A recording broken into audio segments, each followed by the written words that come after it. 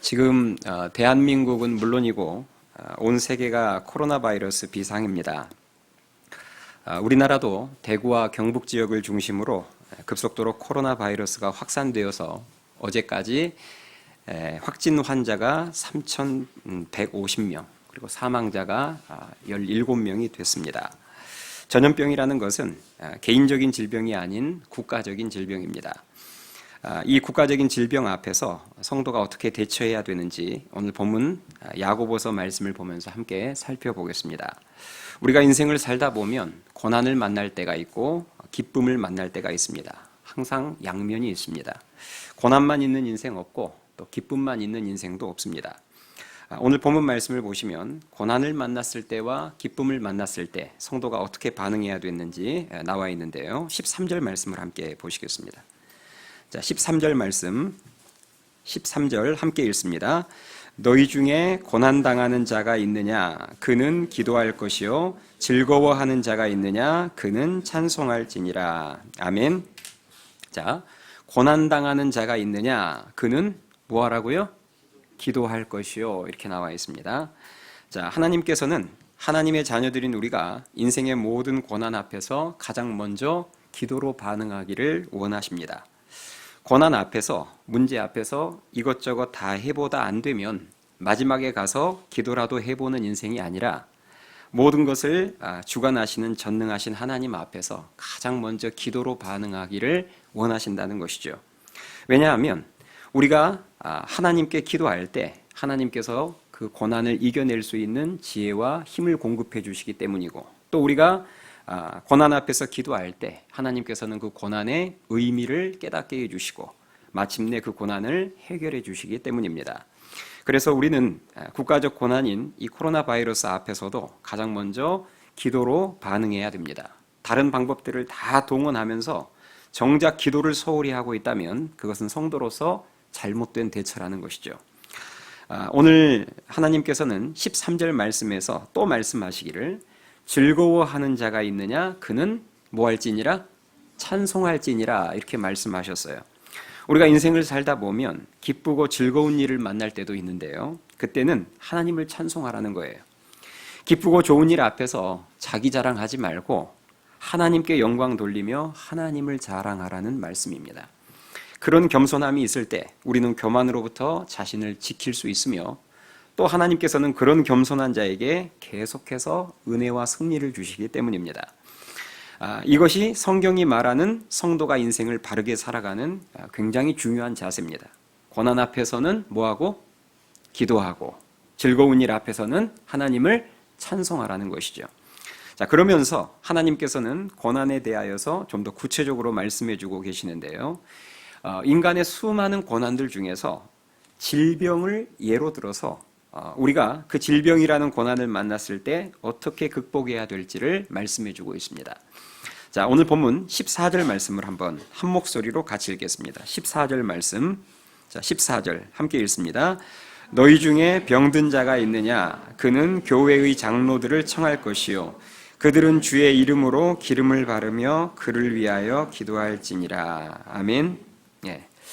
자, 병든 자가 있으면 가장 먼저 누구를 청하라고요?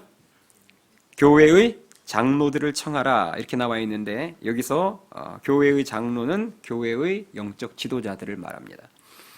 하나님께서는 왜 성도가 병에 걸렸을 때 교회의 영적 리더들을 청하라고 말씀하셨을까요? 결국은 교회의 영적 리더들을 청해서 뭐 하자는 거예요? 기도하자는 거죠. 그렇죠?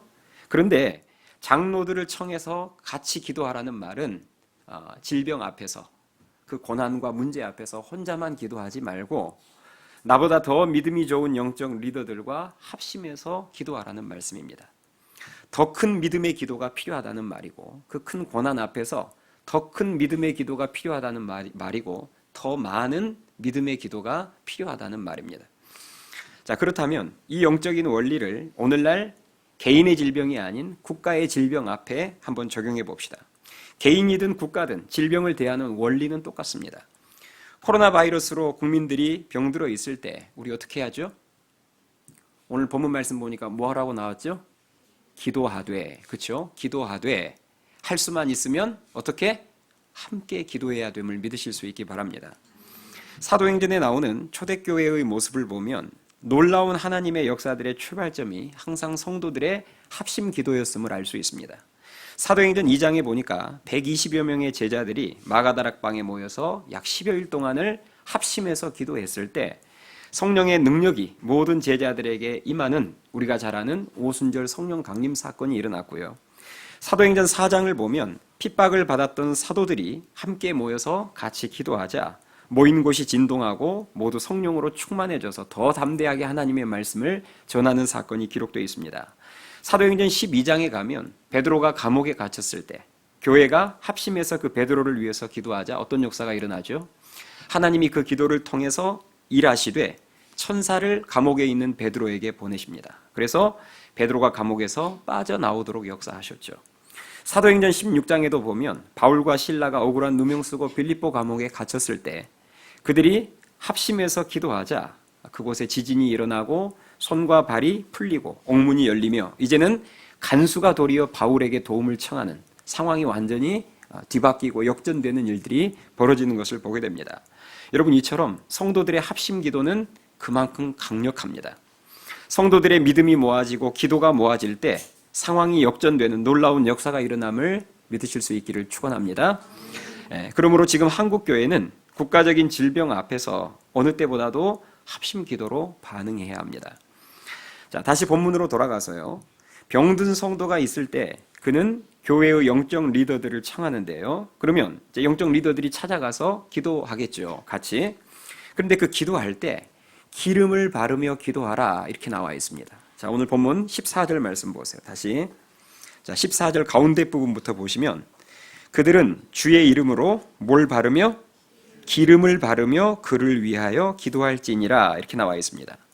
자, 이 기름을 바른다는 게 도대체 어떤 말일까? 어떤 의미일까?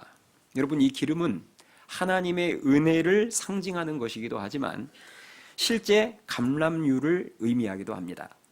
초대교회 시대 때 이 감람유가 이렇게 자주 사용이 됐어요. 이 감람유는 용도가 굉장히 다양했는데요. 그 용도 중 하나가 바로 상비약 용도였습니다. 이 초대교회 시대 때 감람유는 복통 진정제로도 쓰였고요. 또 배변, 설사제 등의 내복용으로 사용이 되었고, 또 예를 들어서 이렇게 피부에 상처가 나거나 멍이 들거나 했을 때 외상용으로 이렇게 발라서 사용하는 그런 용도로도 실제 사용이 됐습니다. 그러니까 기름을 바르며 기도하라는 말은 오늘날로 말하자면 약도 함께 사용하면서 기도하라 이런 의미로도 해석할 수 있습니다. 바른 신앙은 좌로나 우로나 치우치지 않는 거예요. 그런데 이게 생각보다 어려운 일입니다. 왜냐하면 이미 죄악 가운데 죄를 가지고 태어난 우리는 본능적으로 어느 한쪽으로 치우치게 되어 있습니다. 이미 죄악을 가지고 태어났기 때문에 절대 좌로나 우로나 치우치지 않고 바르게 걸어갈 수가 없어요. 그런 우리가 좌로나 우로나 치우치지 않는 방법은 또 방법이 의외로 간단해요. 어떻게 하면 치우칠 수밖에 없는 우리가 좌로나 우로나 치우치지 않고 이렇게 균형 잡고 걸어갈 수 있을까요? 무엇만 따라가면 될까요? 하나님의 말씀만 따라가면 됩니다. 하나님의 말씀대로만 순종하며 살면 그 말씀이 좌로나 우로나 우리가 치우치지 않도록 우리의 삶의 뿌리를, 중심을 잡아주는 것이죠. 하나님의 말씀은 우리의 삶의 가장 정확한 정답이자 기준이 됩니다. 아멘 하시죠? 그 말씀에만 귀를 기울이고 살아가면 좌로나 우로나 치우치지 않을 수 있습니다. 그런데 여러분들이 그 말씀을 놓쳐버리고 계속해서 세상의 책들, 세상의 기사, 유튜브에 떠돌아다니는 각종 동영상들만 보면 반드시 어느 한쪽으로 치우치게 되어 있습니다. 성도가 병에 걸리면 오늘 말씀에 나와 있는 것처럼 당연히 기도로 반응해야 됩니다. 그러나 오늘 말씀 그대로 기도만 할 것이 아니라 기름도 발라야 돼요. 다시 말해서 기도만 할 것이 아니라 병원도 가야 하고 약도 써야 한단 말입니다. 병원도 약도 하나님께서 우리를 위해서 준비해 놓으신 또 하나의 응답이자 은혜이기 때문입니다. 간혹 어떤 성도들은 성도가 병원을 가고 수술을 하고 약을 쓰는 것을 믿음 없는 행위라고 생각하면서 질병 앞에서 오직 기도만 하고 있는 성도들이 간혹 있는데 그것은 바람직한 믿음의 모습이 아닙니다. 질병 앞에서 기도는 하지 않고 오직 병원만 의지하고 오직 약만 먹는 것이 믿음 없는 행동이지, 기도하면서 병원도 가고 기도하면서 약도 복용하는 것은 하나님께서 기뻐하시는 믿음의 행위임을 믿으실 수 있게 바랍니다. 우리는 질병 앞에서 둘 다 해야 돼요. 기도도 하고 약도 먹어야 합니다. 그것이 균형 잡힌 신앙입니다. 우리는 코로나 바이러스 앞에서 기도도 하고 마스크도 써야 합니다. 기도도 하고 손도 잘 씻어야 되고 기도도 하면서 백신도 부지런히 개발해야 합니다. 문제는 상당히 많은 성도들이 이것도 하고 이것도 해야 되는데 상당히 많은 성도들이 이 질병이라는 문제 앞에서 기도를 소홀히 하는 것이 문제입니다. 기도를 안 한다는 거예요. 어느 때보다도 더 많은 믿음의 기도가 필요한 이때에 오직 손만 씻고 외출만 자제하고 있다는 것입니다. 그렇게만 하고 있으면 그나마 다행인데 세상 사람들하고 똑같이 지금 이 상황에 교회에서 모여서 예배드리고 있는 그런 성도들을 함께 비판하는 경우도 있습니다. 지금 이런 상황 속에서도 꼭 교회가 모여야 되느냐 그러면서, 여러분, 세상 사람들이 그런 말 하는 것은 저는 100번 1000번 이해가 됩니다. 왜냐하면 그들은 하나님의 존재를 믿지도 않고 또 이 질병도 하나님의 주관 아래에 있다는 것을 모르고 이 전염병이 종말의 징조들 중에 하나고 하나님의 징계라는 사실을 모르기 때문에 당연히 이런 상황 속에서 교회가 또 예배드리러 모이고 하면 당연히 비난하겠죠. 그건 뭐 1000번 10,000번 이해할 수 있습니다. 그러나 하나님의 자녀들인 성도들은 그러면 안 됩니다. 교회가 세상에 피해를 주면 안 된다는 그 논리 하나로 지금 이 상황 속에서도 모여서 예배를 드리고 기도하는 교회를 세상 사람들과 똑같이 비판을 하는 성도들이 간혹 있는데 그러면 안 돼요. 우리의 목표는 세상에 피해를 덜 주는 것이 우리의 크리스천의 목표가 아니라 예수 그리스도의 능력과 사랑 안에서 세상을 치유하는 것이고 세상을 적극적으로 돕는 것이 우리들의 목표입니다. 어떻게 지금 하나님께서 전염병이라는 회초리를 들고 있는 이 상황 속에서 성도의 진실한 회개와 합심 기도가 없이 하나님이 어떻게 이 징계를 거두실까요? 우리도 외부 활동 다 중단하고 예배도 다 인터넷으로 드리고 오직 집안에만 밖에 나가지 않고 거기에만 잘 있으면 여러분 이 징계가 알아서 잘 거두어질 거라고 생각하십니까? 전염병이라는 이 하나님의 징계 앞에서 회개와 기도 없이 오직 인간의 노력만으로 바이러스 통제가 가능하다고 혹시 생각하세요? 저는 지금 코로나 바이러스를 위한 우리의 어떤 인간적인 노력들, 다시 말해서 소독을 하고 외출 삼가하고 손 잘 씻고 마스크하고 다니는 그런 인간적인 노력들은 아무 소용없는 것이다 이렇게 말하는 게 아니에요. 그것도 필요합니다. 그거 물론 해야죠. 그러나 제가 말하고 싶은 것은 그것도 필요하고 물론 해야 되지만 그것만으로는 안 된다는 말이에요. 사람의 교만은 내가 내 인생을 통제할 수 있다고 생각하게 만들고 사람의 교만은 내가 내 자녀의 삶을 완벽하게 통제할 수 있다고 생각하게 만들고 사람의 교만은 인간의 지식과 과학으로 세상의 모든 문제를 다 해결할 수 있다고 생각하게 만듭니다. 신앙이라는 것은 하나님 앞에서 이 교만한 생각을 겸손히 내려놓는 거예요. 내 인생을 내가 통제할 수가 없고 내 자녀도 내가 통제할 수가 없고 이 세상의 모든 상황과 문제도 사람의 힘으로 통제가 안 되고 오직 하나님께서만 통제하시고 다스리실 수 있습니다. 이것을 인정하는 게 신앙입니다. 그 신앙이 있는 사람이 인생의 모든 문제 앞에서 만사를 제쳐놓고 하나님 앞에 나와 간절히 기도로 반응하는 거예요. 하나님, 이것을 내 힘으로 통제할 수 없습니다. 하나님, 제가 아무리 애를 써도 제 자녀의 삶을 제가 통제할 수 없습니다. 그래서 하나님이 도와주셔야 합니다. 이걸 아는 사람이 만사를 제쳐놓고 나와서 기도하는 것입니다. 시간 많은 사람이 기도하는 게 아니라 세상 사람들은 지금 이 전염병이 박쥐나 천상갑으로부터 시작된 줄로만 압니다. 그러나 저와 여러분들은 알잖아요.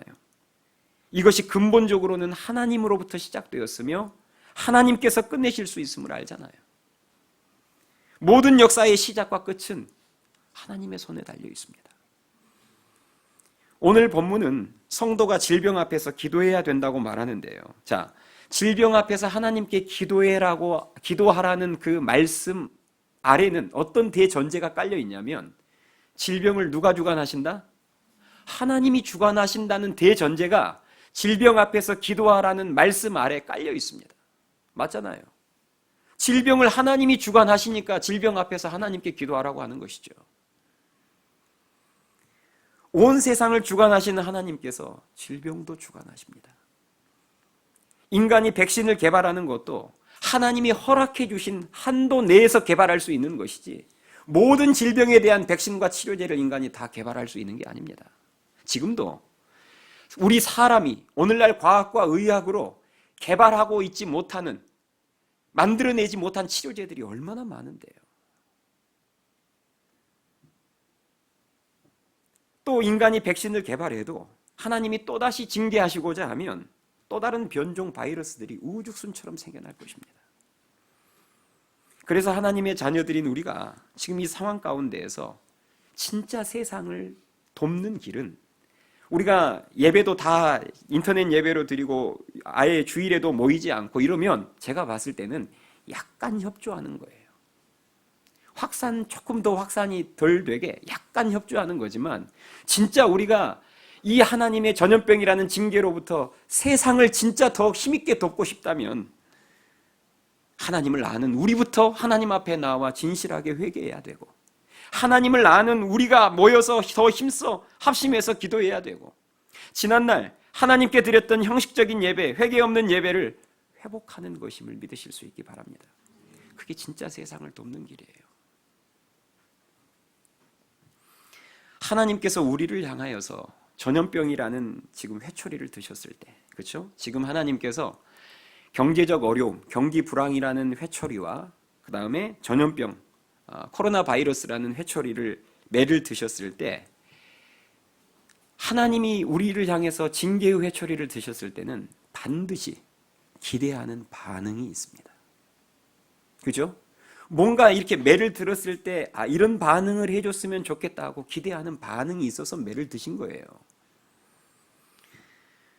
여러분, 부모도 마찬가지입니다. 부모도 자녀들을 향해서 매를 들 때는 그냥 드는 게 아니에요. 부모 입장에서 자녀에게 듣고자 하는 말이 있어서 드는 것이고, 부모 입장에서 자녀에게 보고 싶은 자세와 태도가 있기 때문에 매를 드는 거예요. 하나님도 마찬가지입니다. 지금 우리에게 뭘 기대하시면서 코로나 바이러스라는 회초리를 드셨을까요? 예배도 기도도 최대한 다 축소시켜버리고 최대한 외출을 자제하는 그 모습을 기대하면서 너희들이 좀 그렇게 살았으면 좋겠다 하고 매를 드셨을까요? 여러분, 그렇게 생각하세요? 그게 하나님이 지금 매를 드셨을 때 기대했던 반응일까요? 저도 가정에서 자녀들에게 매를 들 때가 있습니다. 제가 매를 자주 들지는 않지만 경고가 계속 누적이 되면 어느 순간 매를 들어요. 또 제가 자녀들에게 이렇게 말할 때가 있습니다. 너 다음번에 또 이 일로 걸리면 그때는 맞는다. 이렇게 말을 내뱉었을 때는 제가 반드시 나중에 다시 걸리면 매를 듭니다. 그런데 잘 들어보세요. 제가 이제 그렇게 해서 자녀 앞에서 매를 들잖아요. 그러면 막상 매를 들어서 이제 엉덩이를 때리기 전까지 그 짧은 몇 초, 진짜 그 짧은 몇 초예요. 매를 들어서 엉덩이를 때리기까지 그 짧은 몇 초 동안 엄청난 생각이 왔다 갔다 합니다. 굉장히 머릿속이 복잡해져요. 지금 이 아이 엉덩이를 몇 대 때려야 될지가 계속 숫자가 머릿속에서 바뀌는 거예요. 그 짧은 시간. 처음에는 10대를 때릴까 하고 들었다가 아니 5대만 때리자 했다가, 그러다가 아니 약속대로 하면 7대는 맞아야 되는데, 그러다가 3대만 때릴까, 그냥 반성문으로 넘길까. 얼마나 그 짧은 시간에 수많은 생각들이 왔다 갔다 하는지 몰라요. 이 복잡한 생각을 딱 한마디로 표현하자면 이것입니다. 매를 들긴 들었지만 많이 때리기 싫은 거예요. 한번 생각해 보세요. 제가 매를 들었을 때 많이 때리고 싶다면 생각이 복잡해질 이유가 없습니다. 그냥 제 팔 어깨가 빠질 때까지 때리면 돼요. 내가 많이 때리기를 원했다면. 그런데 내가 솔직한 이야기로 이 자녀를 많이 때리기는 싫은데, 그런데 뭔가 태도와 삶의 변화는 보기 원하고, 이러니까 생각이 복잡해지는 거예요. 자, 아빠가 매를 들었어요. 아빠가 매를 들어서 그 짧은 시간, 도대체 이 아이를 내가 몇 대를 때려야 할까 하고 고민하고 있는 그 머리가 복잡해진 그 순간에 만약에 그 자녀가 아빠가 기대하는 말 한마디만 하잖아요. 제가 지금 듣고 싶어 하는 그 말 한마디만 하면 10대가 5대로 줄어듭니다. 제가 지금 매를 들고 머리가 복잡해지는 그 순간 그 자녀가 진짜 내가 지금 보기를 원하는 그 자세와 태도를 취하면 5대가 3대로 줄어요. 그런데 부모 입장에서 제일 답답할 때가 뭔 줄 아세요? 자, 매를 들었어요. 그런데 내가 지금 원하는 반응이 있어서 매를 들었는데 그 반응을 자녀가 안 보이는 거예요. 잘못했다는 말도 없고 다시는 안 그러겠다는 말도 없고 뭔가 좀 이렇게 자신의 잘못을 인정하고 뉘우치는 자세와 태도와 눈빛도 안 보이고 그냥 엉덩이 내밀고 가만히 때릴 테면 때려봐라 하고 있을 때 제일 부모의 마음은 복잡해지는 것입니다. 왜요? 다 때려야 되잖아요. 내가 원하는 반응이 보일 때까지 때려야 될 거 아니에요. 그래서 머리가 복잡해지는 것입니다. 더 복잡해지는 거죠.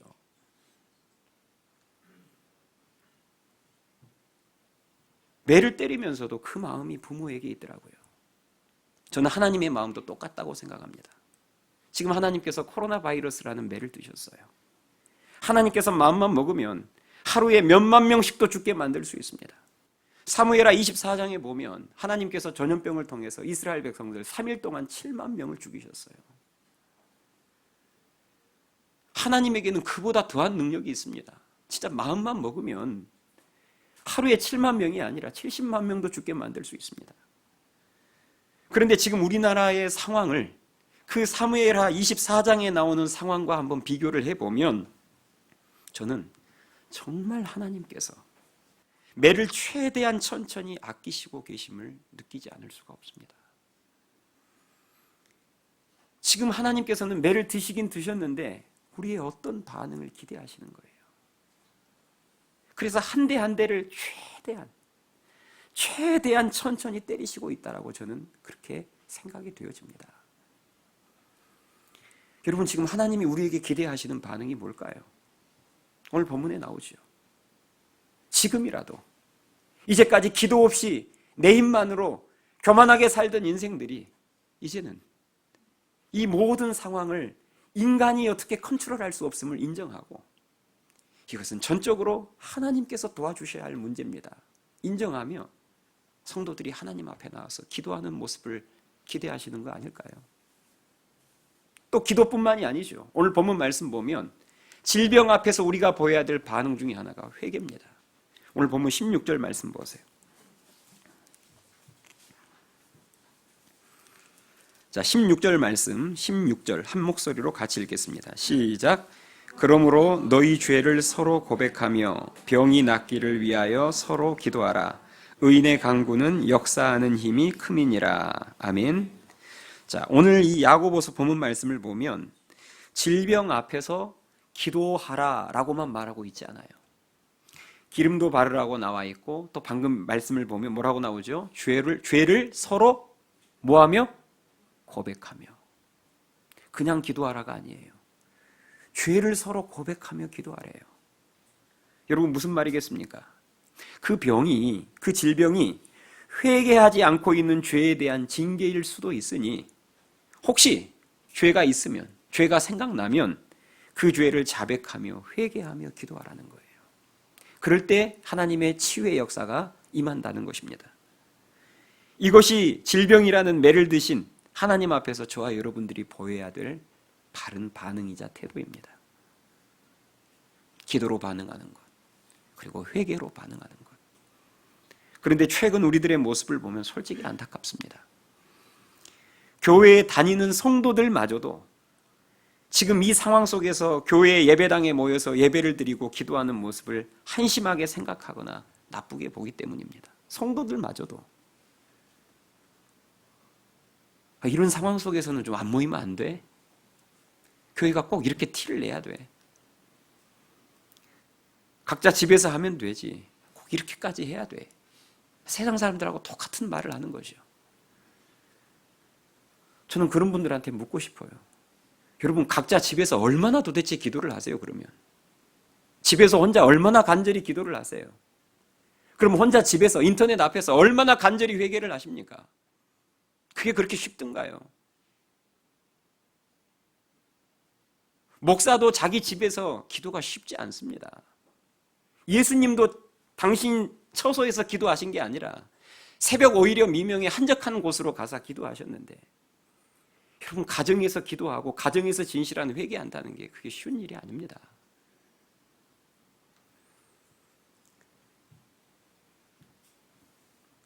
성도로서 이 하나님의 징계 앞에서 진짜 보여야 될 반응은 보이지 않으면서 세상 사람들과 더불어 교회를 비판하고 있다면 나중에 하나님 앞에 서서 하나님하고 결산하실 때, 심판받을 때 그 아무 생각 없이 내뱉은 말 어떻게 책임지시렵니까?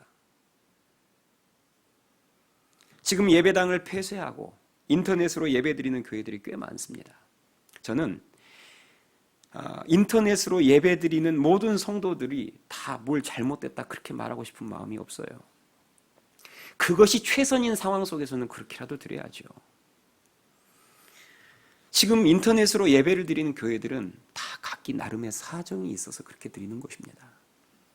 대형 교회 같은 경우는 성도 수가 막 수천 명 하는 교회들은 신천지들이 악심을 품고 찾아왔을 때 이렇게 발견해내기가 쉽지가 않습니다.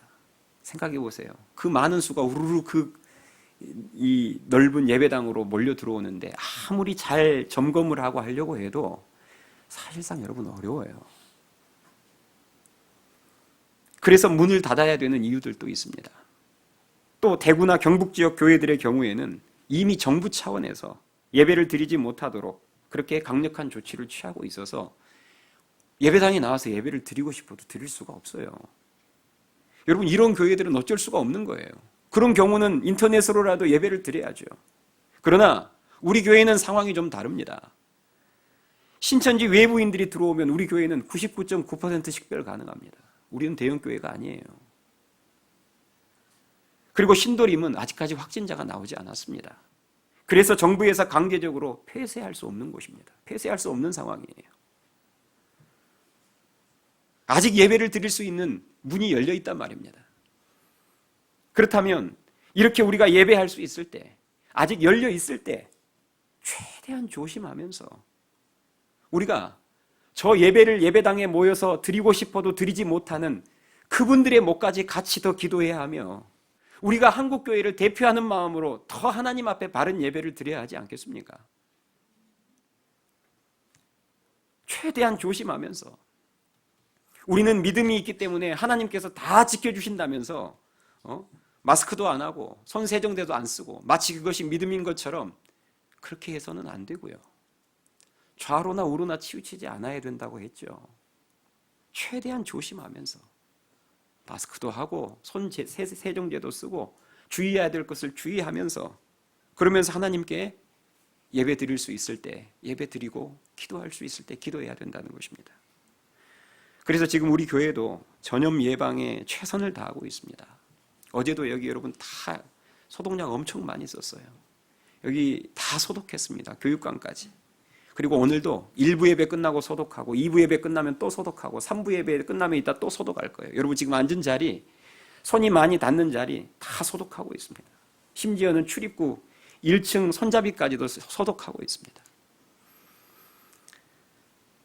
곳곳에 손소독제 비치해 놨고요. 무슨 말이냐면 그건 그것대로 최선을 다하면서 또 교회 안에 많은 모임들 중단했습니다. 작년부 구역 모임 중단했고요. 원래 회의도 지금 잠정적으로 다 중단했고 주일 식사 준비 중단했고 청년부 토요 기도회 다 중단했고 성경 공부를 비롯한 각종 행사들 지금 일단 다 멈춰놨습니다. 다 중단했어요. 그러나 지금 예배, 공예배, 주일 낮 예배, 밤 예배, 수요 밤 예배 이 예배와 새벽 기도회만큼은 제가 양보하고 싶은 마음이 없어요. 이때 나와서 성도들이 합심해서 기도해야죠. 다른 것은 좀 양보하더라도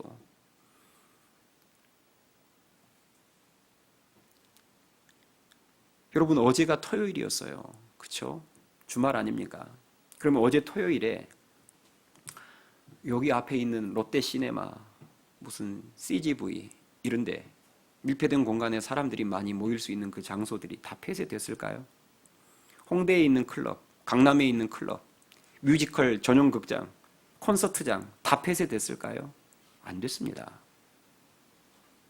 왜 밀폐된 공간에서 많은 사람들이 운집하는 그런 장소는 폐쇄하라는 압박이 안 들어가면서 왜 교회를 향해서만, 왜 교회를 향해서만, 그것도 교회는 날마다 콘서트 하는 것도 아니고 하루에 몇 번씩 극장처럼 극장 영화를 상영하는 것도 아니고 일주일에 단 몇 차례 모이는데 왜 유독 그것만 문을 닫으라고 하는 건지. 물론 신천지의 피해 때문에 그런 영향도 없잖아 있긴 있습니다만은 저는 답답해 미치겠어요. 성도들은 무슨 즐기러 나온 것도 아니고 나와서 이 나라를 대표해서 하나님 앞에 회개하고 예배하고 이 나라를 위해서 기도하려고 모이는데 왜 그 모임을, 왜 그 건강한 모임들을 다른 모임들, 다른 운집해 있는 사람들은 하나도 폐쇄 조치를 하지 않으면서 왜 유독 교회에서만 신문 기사로 뉴스로 때리는지 모르겠어요. 모르는 게 아니라 알긴 알아요. 왜 그런지는.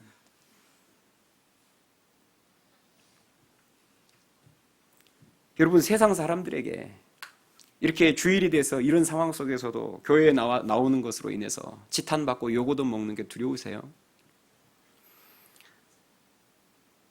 우리가 이렇게라도 모여서 하나님 앞에 먼저 회개하고 기도하고 정말 하나님께서 받으실 만한 예배를 드려서라도 하나님께서 이 전염병을 하루속히 거두어 주실 수만 있다면 여러분 욕먹는 거 괜찮은 거 아닙니까? 만약에 진짜 우리가 하나님 앞에 나와서 이렇게 기도하고 하나님께 부르짖어서 하나님께서 더 빨리 전염병을 거두어 주실 수만 있다면 대한민국 모든 사람들의 욕을 얻어먹을 각오가 되어 있습니다. 그거 좀 얻어먹으면 어때요? 그렇게 해서 하나님의 징계가 빨리 거두어질 수 있다면 그게 세상을 돕는 길 아닙니까? 오늘 본문 말씀은 엘리야의 기도를 언급하면서 끝이 납니다. 오늘 이 본문의 단락이 엘리야의 기도로 끝이 나는데요. 본문 17절 18절을 보겠습니다. 자, 17절 18절 한 목소리로 우리 내용을 살피면서 같이 읽겠습니다. 시작. 엘리야는 우리와 성정이 같은 사람이로되 그가 비가 오지 않기를 간절히 기도한즉 3년 6개월 동안 땅에 비가 오지 아니하고 다시 기도하니 하늘이 비를 주고 땅이 열매를 맺었느니라. 아멘. 예. 자, 지금 이 내용이 여러분 무슨 내용인지 대충 아실 거예요. 북이스라엘, 아합 왕이 북이스라엘을 통치하던 시대에 우상숭배의 죄가 굉장히 심각했습니다. 그래서 그 시대에 하나님께서 말씀으로만 안 되니까 선지자를 통해서 말씀으로 해서만은 안 먹혀 들어가니까 하나님이 징계를 동원하셨어요. 그때 드신 회초리가 뭐죠? 가뭄이라는 회초리였습니다. 그래서 3년 6개월 동안 이스라엘 땅에 비와 이슬이 내리지 않았어요. 3년 6개월 동안. 그리고 나중에 3년 6개월이 지나자 하나님은 엘리야를 통해서 다시 하늘문을 열어주시고 비를 내려주셨는데 지금 오늘 방금 저와 여러분이 읽었던 말씀에서 말하고 있는 것은 그 하나님의 징계의 시작과 징계의 끝에 뭐가 있었다고요? 엘리야의 기도가 있었다는 거예요. 하나님께서 어떤 재앙의 역사를 시작할 때도 보면 그 시작과 끝을 하나님이 쥐고 계시는데 하나님께서 그 일들을 행하실 때 믿음의 사람들의 기도를 통해 역사하신다는 것입니다. 아멘 하십니까? 여러분 이 역사가 오늘날에도 동일합니다. 하나님께서 지금 코로나 바이러스라는 이 징계의 회초리를 들고 계시는데 이 역사를 마칠 때 뭘 통해서 마칠까요? 믿음의 사람들의 기도를 통해서 마치는 것을 여러분 믿으실 수 있기 바랍니다. 이것을 안다면 기도를 쉴 수가 없죠. 지금 피해자 수가 점점 늘어가면 늘어갈수록 우리의 기도의 소리는 더 높아져야 되고 성도들은 더 모여서 하나님 앞에 깨어서 기도해야 될 줄 믿습니다. 사무엘하 24장을 보면 제가 아까 말씀드렸던 하나님께서 이스라엘 백성들을 전염병으로 3일 동안 7만 명을 죽이시는 장면이 나옵니다. 자, 그러면 중요한 것은 이것이죠. 3일 동안 7만 명이나 죽이셨는데 그 전염병이 어떻게 멈추게 됐는지, 어떻게 끝이 났는지 여러분 혹시 기억하세요? 우리 보통 재난 영화 보면 그 부분이 제일 중요하잖아요. 하이라이트가. 이제 이 재난이 어떻게 해서 끝이 나는지. 3일 동안 7만 명이 죽었던 어마어마한 전염병이 이것으로 해서 딱 끝이 납니다. 그게 무엇인가 한번 찾아봅시다. 사무엘하 24장으로 넘어가겠습니다.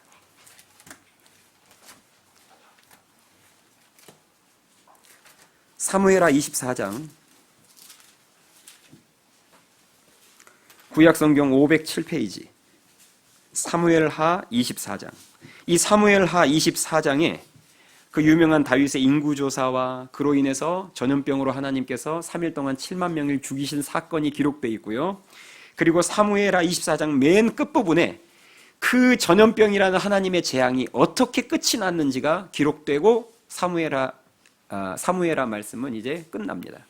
자, 시간 관계상 맨 마지막 절인 25절 말씀 한 목소리로 같이 읽겠습니다. 시작.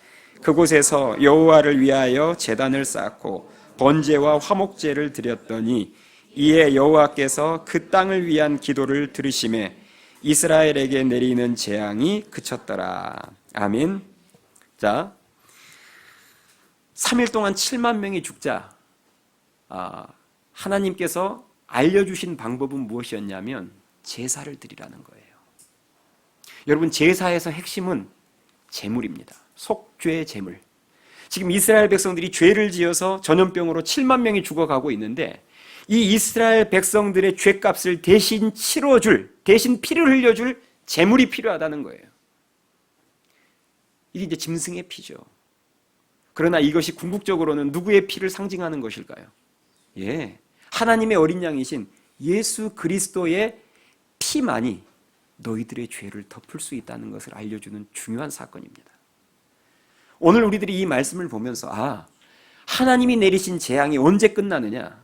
오늘 방금 저와 여러분이 본 것처럼 번제와 화목 제사를 드릴 때 하나님이 그것을 받으시고 드디어 재앙을 멈추십니다.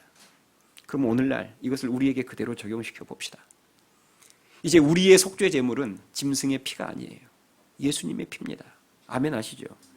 그 예수 그리스도의 보혈의 공로를 우리들이 다시 한번 의지하면서 정말 진실한 예배를 드리며 나아갈 때 하나님이 그 예배를 받아주시면 재앙이 멈춤을 여러분 믿으실 수 있기 바랍니다. 한국교회가 어느 때보다도 예배를 회복해야 될 때예요. 제가 할 수만 있으면 예배를 포기하지 않는 이유입니다. 이것이 재앙을 멈추게 해주는데 이것을 어떻게 포기해요? 말씀을 맺겠습니다. 여러분, 오늘 본문 말씀은 성도가 질병 앞에서, 그것이 개인적인 질병이든 국가적인 질병이든 질병 앞에서 어떻게 반응해야 되는가를 우리에게 알려주고 있습니다. 기도로 반응하라는 거예요. 그런데 할 수만 있으면 혼자 기도하지 말고 믿음의 사람들과 함께 기도하라는 것입니다. 그리고 기름도 발라야 합니다. 우리는 열심히 기도하면서 또 한켠으로는 백신도 개발해야 돼요. 또 우리가 소독도 더 철저하게 하고, 그리고 마지막으로 회개해야 합니다. 기도만 해서도 안 되고, 우리는 이 지금 경제적 어려움, 경기 불황이라는 질병 앞에서 내가 그동안 물질의 주인이 하나님이시는 것을 인정하지 못하고 그 물질을 내 멋대로 사용했음을 진실하게 회개할 수 있어야 되고, 우리의 건강과 생명을 치시는 이 전염병이라는 질병 앞에서 내 건강과 생명의 주인은 하나님이시라는 것을 인정하고 이제는 내 젊음과 내 건강과 생명을 주를 위해서 사용하는 진정한 회개가 있어야 합니다. 그럴 때 하나님께서는 그런 우리들의 기도를 받아주시고 이 땅을 고쳐주실 거예요. 저는 바라기는 이런 좌로나 우로나 치우치지 않은 균형 잡힌 신앙으로 여러분들의 삶이 하나님 앞에 바로 서 있음은 물론이요, 나라가 참으로 이렇게 어려울 때 균형 잡힌 신앙으로 이 나라를 살려내는 그런 구국의 용사들로 쓰임받을 수 있기를 주님의 이름으로 축원합니다. 기도합시다.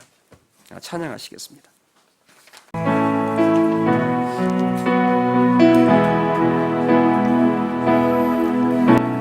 우리 함께 기도해 주 앞에 나와 무릎 꿇고 긍휼 베푸시는 주 하늘을 향해 두 손들 우리 함께 기도해 우리 함께 기도해 주 앞에 나와 무릎 꿇고 긍휼 베푸시는 주 베푸시는 주 하늘을 향해 두 손 들고 하늘 문이 열리고 하늘 문이 열리고 은혜의 빗줄이 이 땅 가득 내리도록 마침내 주 오셔서 그의 빗줄기 우리 위에 부으시도록 우리 함께 기도해 우리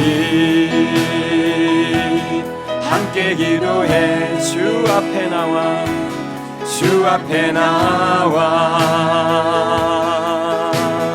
무릎 꿇고 긍휼 베푸시는 주 하늘을 향해 두 손 들고 하늘 문이 열리고 하늘 문이 열리고 은혜의 빗줄기 이 땅 가득 내리도록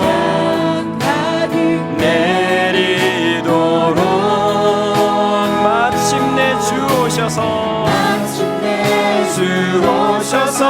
그의 빗줄기 우리 위에 부으시도록 하늘 문이 열리고 은혜의 빗줄기 하늘 문